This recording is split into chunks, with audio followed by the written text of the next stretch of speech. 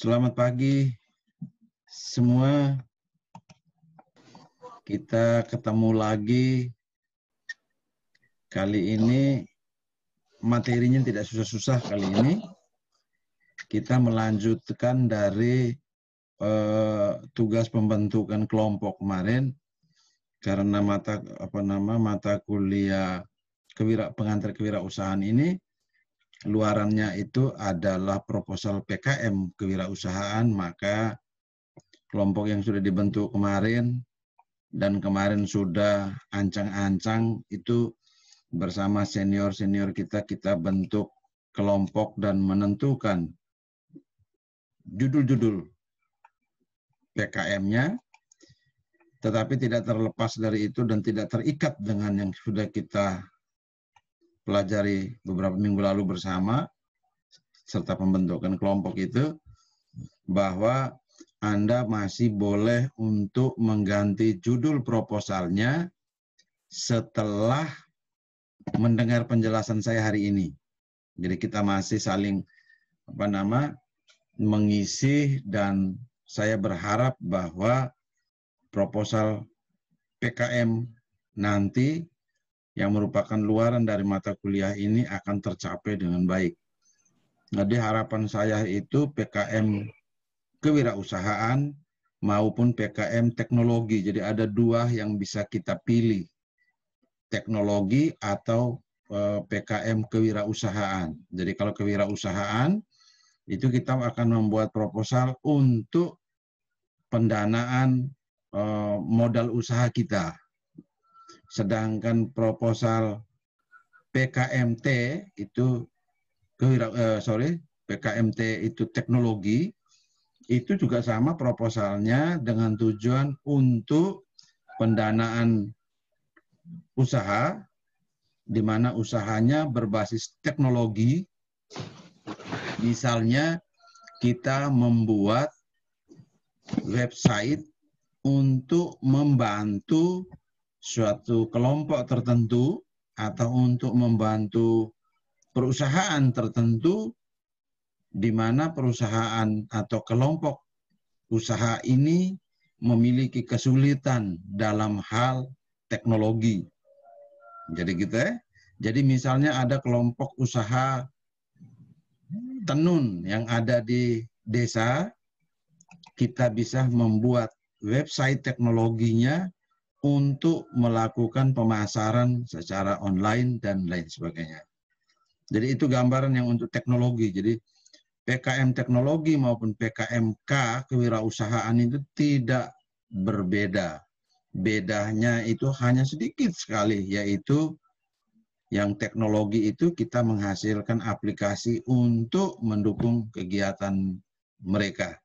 Sedangkan kalau PKMK kewirausahaan itu kita belajar mendirikan mendirikan usaha dengan mencari pendanaan dari luar. Nah, sekarang hari ini saya jelaskan itu nanti untuk yang PKM kewirausahaan. Jadi judul yang kemarin Anda kirim ke saya itu masih bisa diacak atau masih bisa diobok-obok lagi untuk bisa berubah.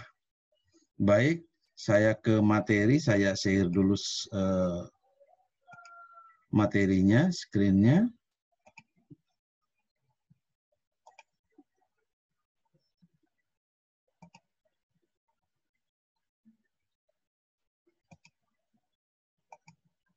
Oke, bisa baca ini? Sudah bisa lihat materinya?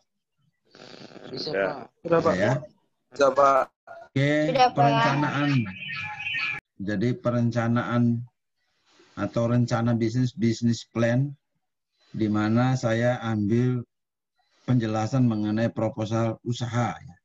Jadi bagaimana membuat proposal usaha yang benar supaya orang membaca dan merasa tertarik dan bisa memberikan dana kepada usaha kita. Jadi tujuannya ini sebenarnya kita belajar bagaimana memulai usaha ya. Oke. Perencanaan bisnis sendiri dapat diartikan sebagai berikut. Suatu dokumen yang menyatakan keyakinan akan kemampuan sebuah bisnis untuk menjual barang atau jasa dengan menghasilkan keuntungan yang memuaskan dan menarik bagi penyandang dana. Ada juga lagi yang menyatakan dokumen tertulis yang disiapkan oleh wirausaha yang menggambarkan semua unsur-unsur yang relevan, baik internal maupun eksternal, mengenai perusahaan untuk memulai suatu usaha.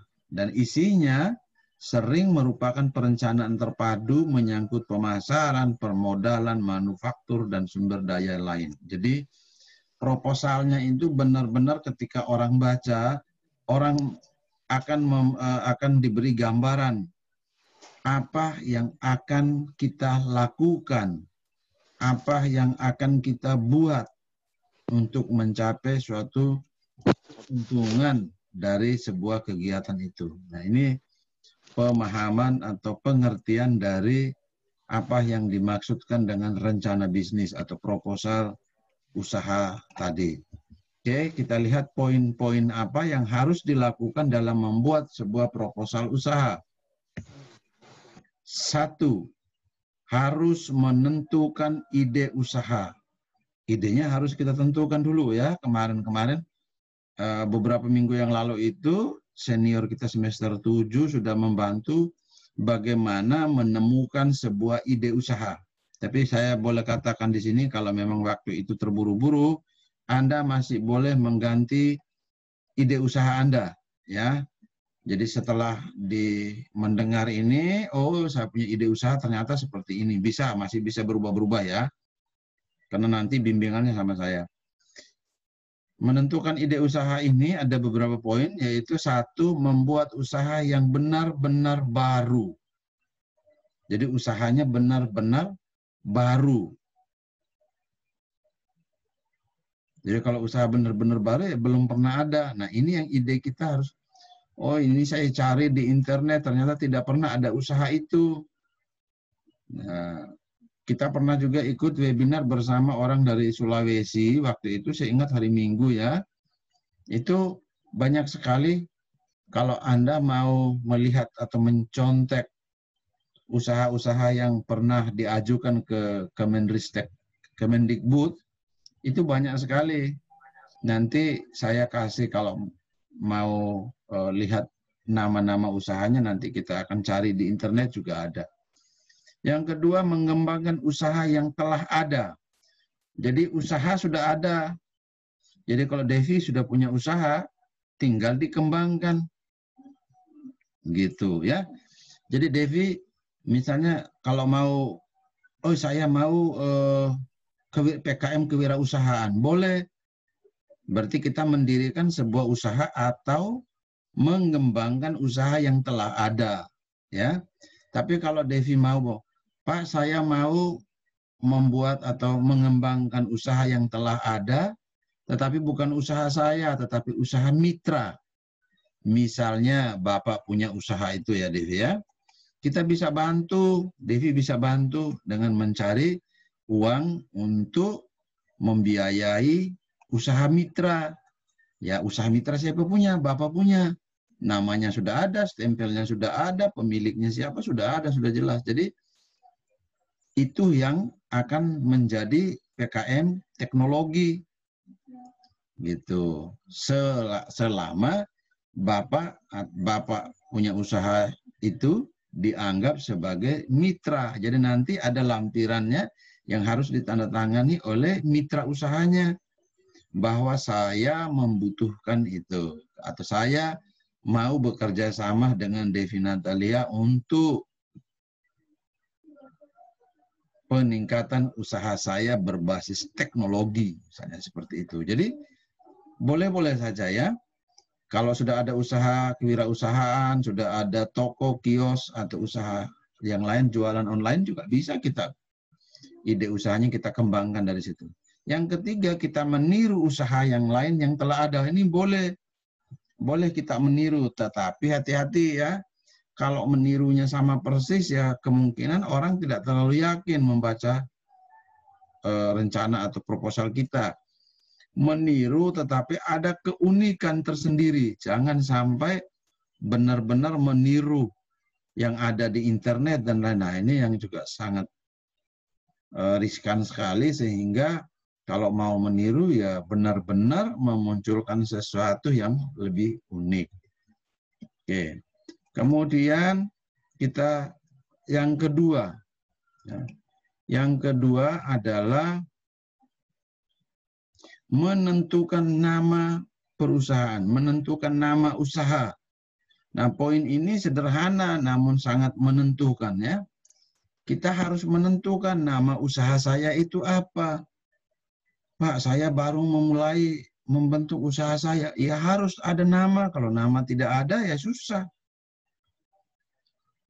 Jadi nama perusahaan tidak hanya dipakai 1 atau 2 periode saja, namun untuk selamanya. Oleh karena itu perlu dipikirkan yang cermat dalam menentukan nama usaha ini. Ya, jadi harus ditentukan dengan baik. Contohnya, nama usaha itu kita harus menentukan dengan cirinya, yaitu 1 adalah pendek. Namanya pendek, jangan namanya panjang-panjang, nanti susah dihafal. Jadi di kanan itu saya sudah kasih contoh banyak ya, ada contoh-contoh nama usaha. Jadi yang singkat-singkat saja ditemukan. Nama pacar juga boleh, Thomas. Kemudian yang kedua adalah sederhana. Namanya itu jangan yang rumit, susah ya. Jadi pilih yang sederhana. Yang ketiga, mudah dieja. Jangan sampai orang tidak bisa baca. Ya, hindari nama dalam berbahasa Inggris yang sulit untuk dihafal, diingat, dan dibaca. Ya, jadi nanti kayak yang biasa di lucu-lucu yang di internet itu ya, dibaca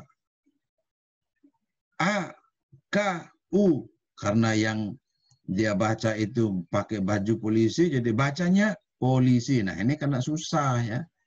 Dia susah membaca. Jadi buatlah nama usaha untuk mudah dieja, mudah diingat. Tidur nyenyak, begitu dikasih bangun, tanya kau punya usaha nama apa, langsung jawab. Gitu. Enak dibaca, ya. Enak dibaca, jangan sampai tidak enak. Tidak ada nada sumbang. Jadi ada konsonan, ada vokal, tidak ada sumbang-sumbang, jadi tidak jelas dengarnya. Mungkin namanya paku, kita faku. Nah, ini kan sudah sumbang-sumbang nih. Paku, nah, sumbang, susah nanti. Orang tidak bisa ingat dan tidak bisa baca dengan mudah. Tidak ketinggalan zaman. Nama benar-benar harus keren ini. Ya. Jadi kalau seperti kamu ya, anak-anak muda zaman now itu, namanya dipakai samaran. Wah, itu bukan zaman now. Dulu saya SMA pun namanya pakai samaran. Itu karena menunjukkan bahwa tidak ketinggalan zaman. Namanya Deodatus Nakon, tidak mau dipanggil Deodatus atau Datus atau Nakon, dia tidak mau. Maunya Robert. Nah, dia maunya seperti Eustofia Mude, tidak mau. Ini nama panggilan apa ini? Eustofia? Eustofia nama panggilan apa? Dinyalakan itu. Mikrofonnya dinyalakan. Eustofia, mikrofonnya dinyalakan.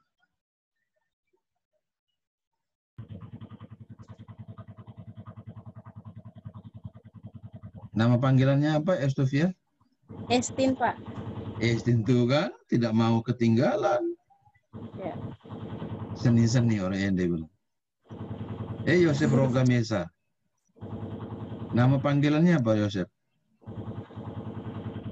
Yosep Roga? Halo Om Gondrong. Hilang. Stanis Ngaga, nama panggilannya apa? Stanis? Ya Pak, Nama panggilanmu apa? nama panggilan sebenarnya Zana Pak, hanya orang yang sepanggil saya nama Stanis Pak. Stanis saja? Iya Pak. Oh, saya kira Stan. Tidak Pak. Tidak. Oke. Jadi tidak ketinggalan zaman namanya. Kan gitu. Ada hubungan dengan barang dagangan. Itu kalau apa nama?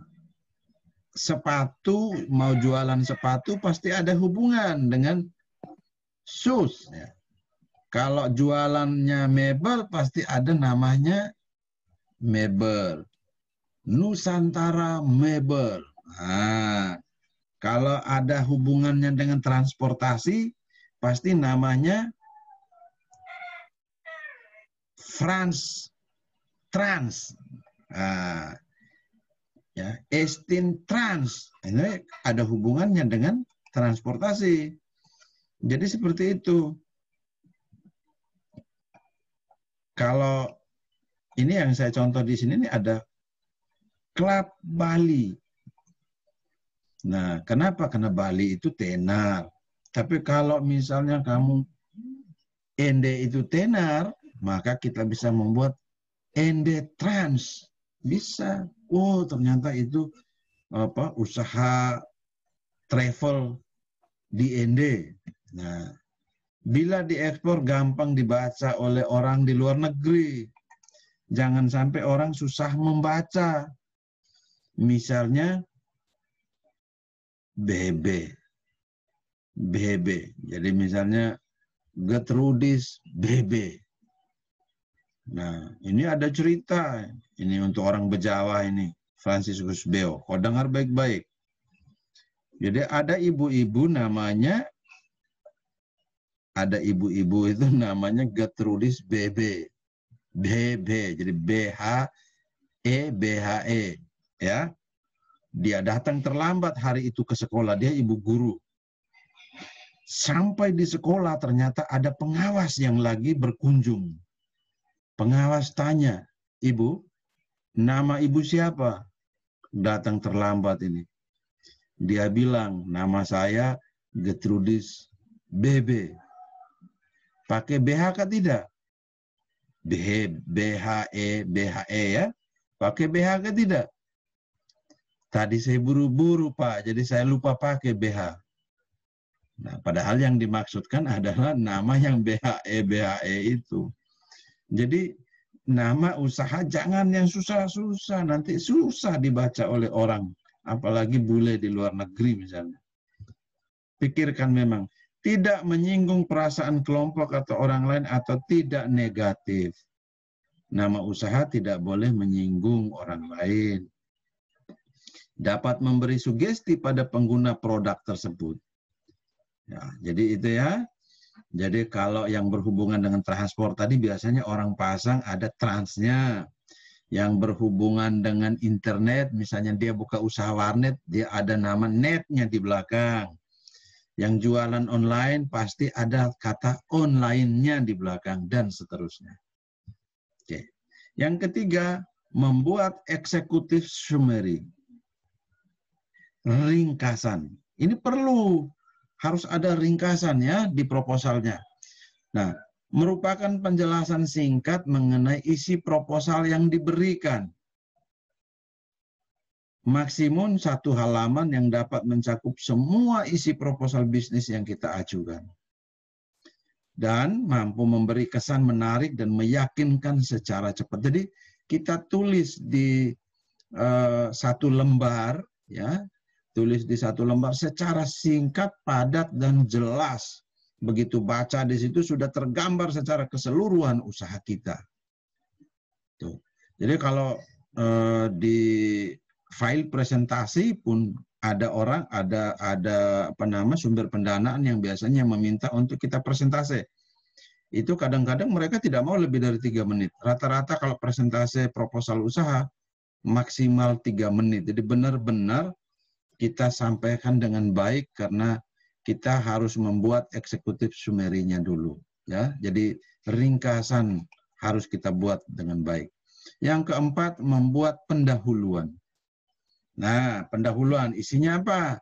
Satu, latar belakang munculnya rencana usaha yang dijelaskan dari yang umum hingga mengerucut ke rencana usaha yang dimaksud.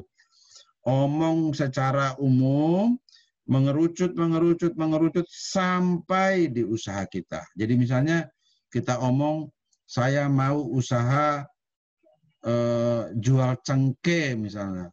Kita omong cengkeh di tingkat internasional, cengkeh di tingkat nasional, cengkeh di tingkat provinsi, kerucut sampai di yang punya kita. Ternyata di kampung saya ada sekian banyak. Dan jadi itu yang kita tulis di latar belakang. Apa, mengapa, dan bagaimana. Itu isi yang harus ada di latar belakang. Apa itu usahamu, mengapa Anda memilih usaha itu, dan bagaimana Anda akan melakukan usaha itu. Yang kedua, dapat dilengkapi dengan poin tujuan dan manfaat usaha.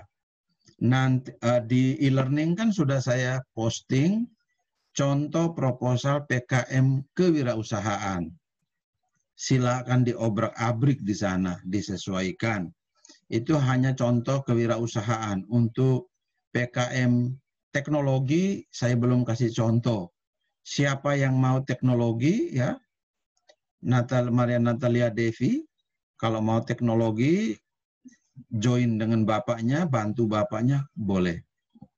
Karena PKM kewirausahaan dan PKM teknologi kedua-duanya maksimal pendanaan yang bisa kita usulkan itu 5-12 juta. Jadi lumayan ya. Yang ketiga, sebaiknya didukung oleh data aktual berkaitan dengan rencana usaha yang dimaksud. Oke, harus punya data ini ya, data sungguh-sungguh, data benar, data realnya harus ada. Yang ada kaitannya dengan rencana usaha yang kita maksudkan ini. Nah, ini kita tulis semua di pendahuluan. Kemudian yang berikut, membuat profil usaha. Nah, ini penting nih, profil usaha. Oke. Nama usaha. Di penjelasan tadi sudah ya, saya sudah jelaskan mengenai bagaimana nama usaha yang baik.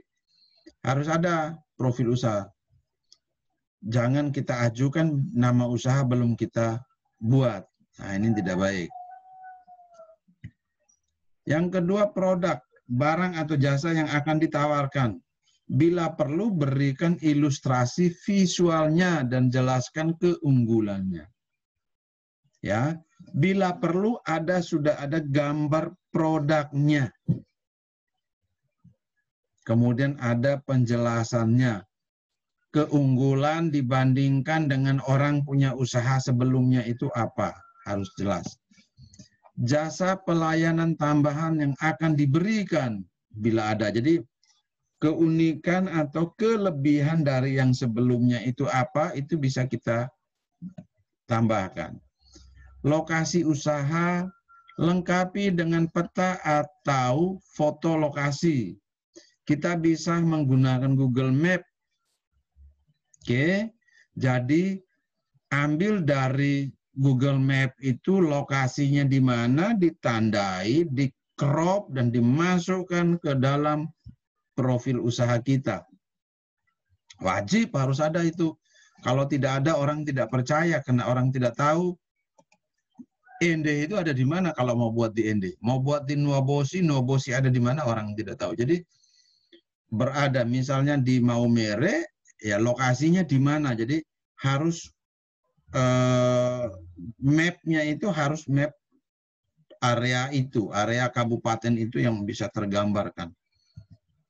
Yang keenam, menjelaskan aspek manajemennya. Ya, aspek manajemennya juga harus ada. Jelaskan bagaimana usaha ini akan dijalankan. Jadi kita ini omong besar ya. Usaha ini akan dijalankan, dianggap berhasil, dijelaskan, oh ini struktur organisasinya seperti apa, bisa ditambahkan di sana. Jelaskan struktur organisasi yang menggambarkan pembagian tugas dan wewenang. Oke, jadi kalau kalian berkelompok, 4 orang ya, tambah 1. Jadi kelompok ini 4 orang dari semester ini, ditambah 1 orang bisa Anda ambil dari semester 1 maupun semester 5. Bisa. Ya. Jadi pembagian tugasnya harus jelas. Stanis Ngaga buat apa, Kevin More buat apa, Devi Natalia buat apa, Ica Paut buat apa, itu harus jelas disampaikan di sana. Ya, dengan deskripsi pekerjaannya. Jadi harus ada, jadi di kiri namamu, di kanan itu, oh dia mengerjakan bagian ini, diuraikan ya. Ada tidaknya keterlibatan pihak luar serta aturan mainnya, kontraknya harus ada. Jadi kalau kita melibatkan orang luar, harus ada kontrak keterlibatannya. Mungkin ada tanda tangan kerjasama dan lain-lain. Oke, yang berikut, nah ini contoh untuk struktur organisasi. Saya rasa struktur organisasi ini gampang, ini sudah semester 3. Saya rasa tidak terlalu sulit, nanti tinggal dibuat dan dikonsultasikan. Kita lewat. 7. Menjelaskan aspek pasarnya. Pasar yang akan dituju dengan potensi prospeknya atau segmentasi pasar. Segmentasi pasar itu adalah kegiatan melakukan pengelompokan pasar. Jadi segmentasi ini dasarnya macam-macam, segmentasi geografi, segmentasi sosial, segmentasi macam-macam. Ya. Jadi kalau pasar Anda yang Anda tuju itu adalah anak-anak, ya harus jelaskan di sana bahwa aspek pasarnya itu saya pegang segmentasi anak-anak. Atau saya punya ini segmentasi pasarnya, atau pasar yang akan saya tuju itu adalah ABG. Oh, pasarnya tujuannya untuk ABG, jangan terlalu jual celana kain. ABG tidak mau itu. Oh, di ABG pasti yang dia butuh yang CU. Ya, stanisnya. Celana umpan yang di sana, laku keras dia. Jangan jual baju batik tangan panjang. Wah, ini tidak cocok sudah di sana. Jadi, segmentasi pasar harus dilakukan. Tingkat persaingan dengan pasar atau usaha orang lain itu seperti apa? Jadi ini sebenarnya positioning namanya. Kita mengukur di mana posisi kita saat ini. Itu harus disampaikan. Upaya pemasaran yang akan dilakukan, ya, mulai penetapan harga hingga purna jual. Harus. Strategi pemasaran yang akan kita gunakan itu seperti apa, itu harus dinyatakan di sini. Sehingga orang yakin, oh proposalnya ini bagus, ini usaha bagus ini. 1 tahun kemudian dia sudah bisa dapat untung yang besar, maka orang memutuskan untuk memberi dana investasi kepada kita. Lengkapi dengan perkiraan hasil penjualan. Nah, jadi strategi, saya dapat dananya 5 juta, saya akan kembangkan bla bla bla bla bla. Saya akan dalam 1 tahun, saya akan dapat hasil 5 miliar. Siapa yang tidak mau? Saya sendiri pasti mau memberi dana kepada Anda. Yang ke-8, menjelaskan aspek produksi. Oke? Aspek produksi ini aspek di mana menjelaskan tentang bagaimana bahan baku diolah, outputnya seperti apa. Ya, ubi singkong masuk diolah, ya proses pengolahan keluarnya jadi apa? Keripik singkong, kemudian macam-macam lagi yang lain. Nah, ini kita harus jelaskan di sini aspek produksinya. Bahan baku itu benar-benar tersedia atau tidak? Kalau mau usaha jual jagung titi, ya benar-benar harus menyampaikan di proposal itu bahwa bahan baku saya adalah jagung.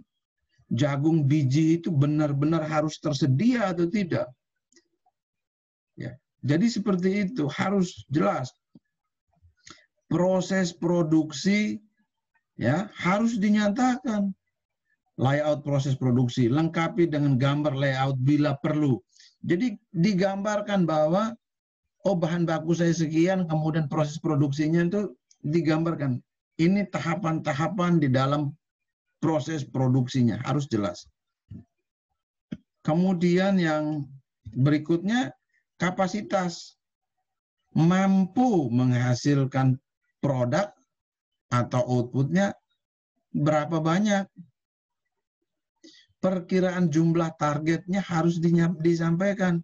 1 bulan targetnya sekian tercapai. Bisa. Buat gambaran flow proses produksinya bila perlu. Ini bila perlu ya. Tapi kalau mau meyakinkan orang, Anda harus buat. 9. Menjelaskan aspek keuangan. Di contoh sudah ada, nanti tinggal Anda tambah-tambah saja nanti ya. Menjelaskan aspek keuangan. 1. Pendanaan. Besar investasi yang dibutuhkan sumber dana dengan memperoleh. Ini harus dinyatakan. Nah, PKM kewirausahaan atau PKM teknologi ini, ingat baik-baik, itu dananya Anda bisa masukkan di sana itu dari 5 juta sampai 12 juta. Jangan pas 12, karena itu maksimal. Jadi pasanglah angka itu mungkin 10 juta, 11 juta, silakan. Ya, sehingga meyakinkan orang bahwa ternyata dana saya. Jadi pemerintah menyiapkan satu kelompok itu 5 sampai 12 juta.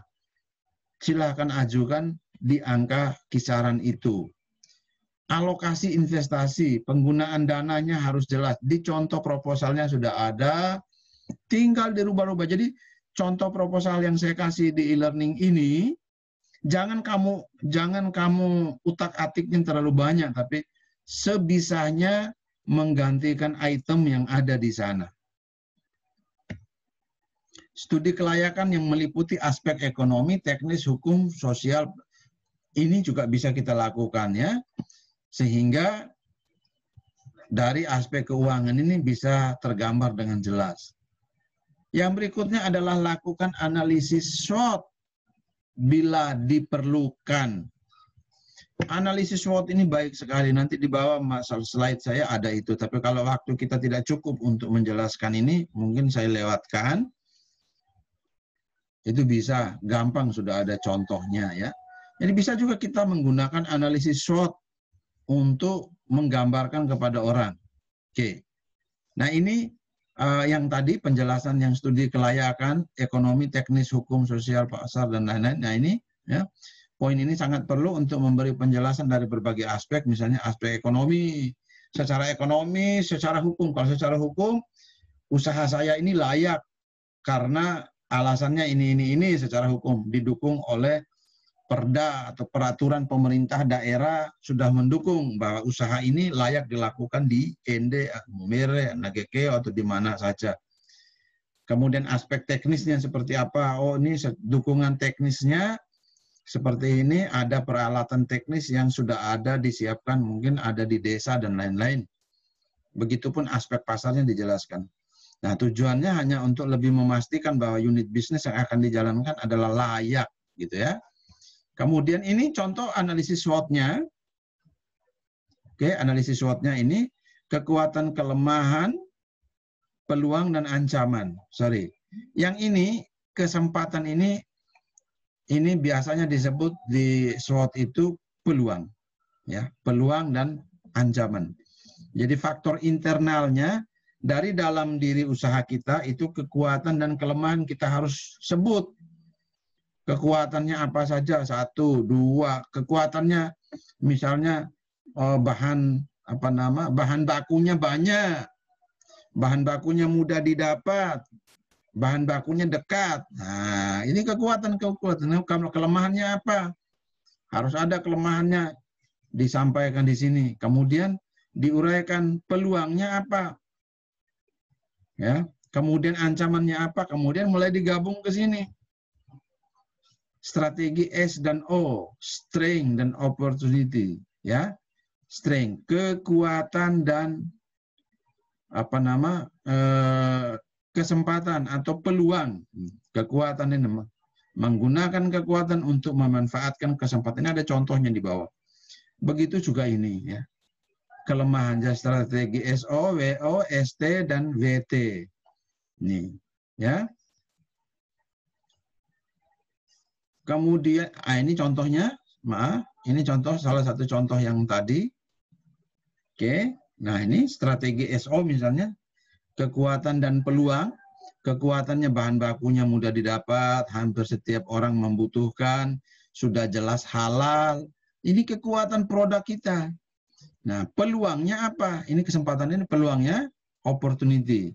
Opportunity-nya adalah pasarnya masih luas, pesaingnya belum banyak.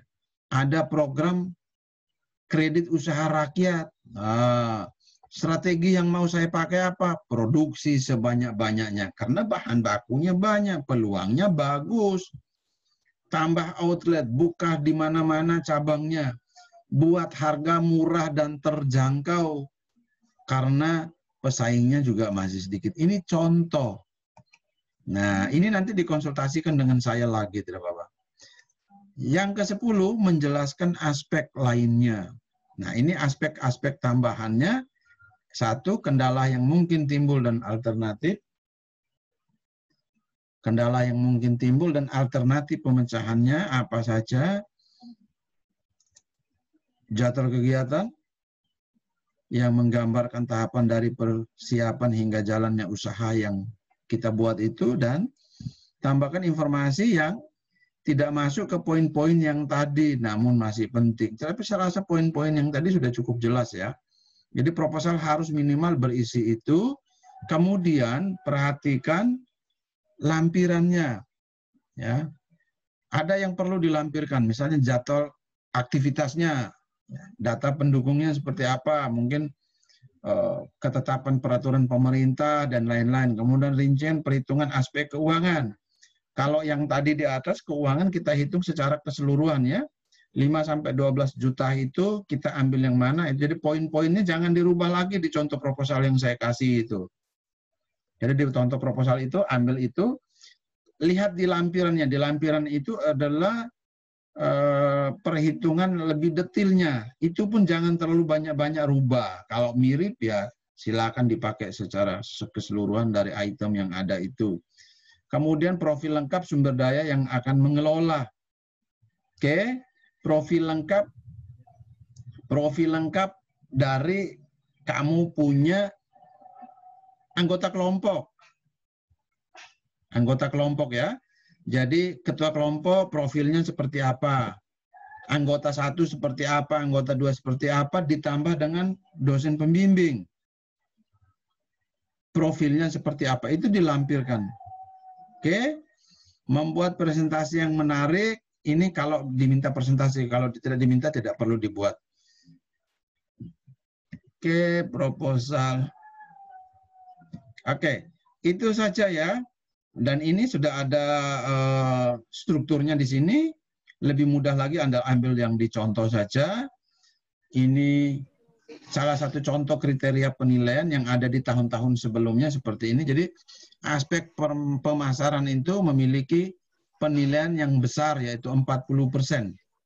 Ya. Jadi aspek-aspek yang lainnya itu kecil, sehingga tolong diperhatikan. Usaha yang mau dilakukan itu harus memiliki aspek pemasaran yang dinilai dengan angka yang lebih besar. Oke, baik, itu saja yang dapat saya sampaikan. Jadi contohnya sudah ada di itu ya, contohnya sudah ada di dalam proposal yang saya lampirkan di e-learning. Jadi tolong di-download proposal contoh itu dan dilakukan. Jadi cuman ada 2 yang diizinkan ya, proposal kewirausahaan PKMK dan proposal PKMT teknologi. Bedanya mereka 2 ini hanya di mitra. Proposal PKM kewirausahaan tidak membutuhkan mitra, karena kita punya usaha sendiri, sedangkan proposal teknologi PKMT itu membutuhkan mitra karena kita membantu mitra untuk menggunakan sebuah teknologi tertentu untuk memasarkan dia punya usaha produknya. Jadi contohnya tadi kalau Devi mau membantu bapaknya, maka usaha bapaknya itu dianggap sebagai mitra. Nanti hanya menandatangani ada format untuk tanda tangan mitra. Itu saja sehingga bisa didapat 12 juta, 11,9 juta misalnya Devi. Nah itu benar-benar duitnya itu hanya untuk membantu usaha Bapak dengan cara kita membangun sebuah aplikasi misalnya ya, karena dia berbasis teknologi.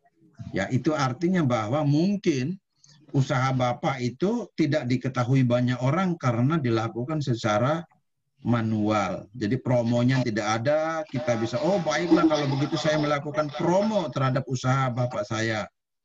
Jadi seperti itu. Jadi dengan uang yang besar. Uang itu membayar kita untuk membuat sebuah aplikasi. Jadi yang kemarin yang lolos tahun kemarin itu adalah semester 7 itu lolosnya satu orang, dia PKM teknologi juga, yaitu Siti Soraya. Nah, kalau yang PKMT nanti saya mintakan di Siti Soraya punya format untuk kasih ke Anda. Jadi tolong sampaikan ke saya kalau ada perubahan-perubahan dari tugas kemarin yang saya minta untuk judul-judulnya itu, kalau masih mau berubah, silakan dikasih ke saya.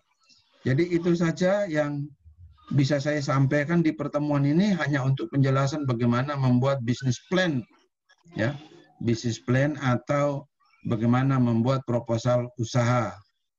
Sampai di sini ada yang mau bertanya, silakan. Tidak ada? Karena waktunya juga terbatas nih. Kurang 10 menit. Ada yang mau bertanya, Devi? Trisna bingung-bingung, Trisna pegang mata terus dari tadi. John Lius ini pegang di hidung terus dari tadi. Ada yang mau bertanya? Kalau tidak ada, saya akhiri. Tidak ada ya? Oke, baik. Nanti WA saja ya. WA di grup saja kalau mau bertanya. Sambil lihat dulu contoh yang sudah saya kasih di e-learning ya. Oke. Demikian penjelasan saya. Selamat pagi, terima kasih. Selamat pagi, Pak.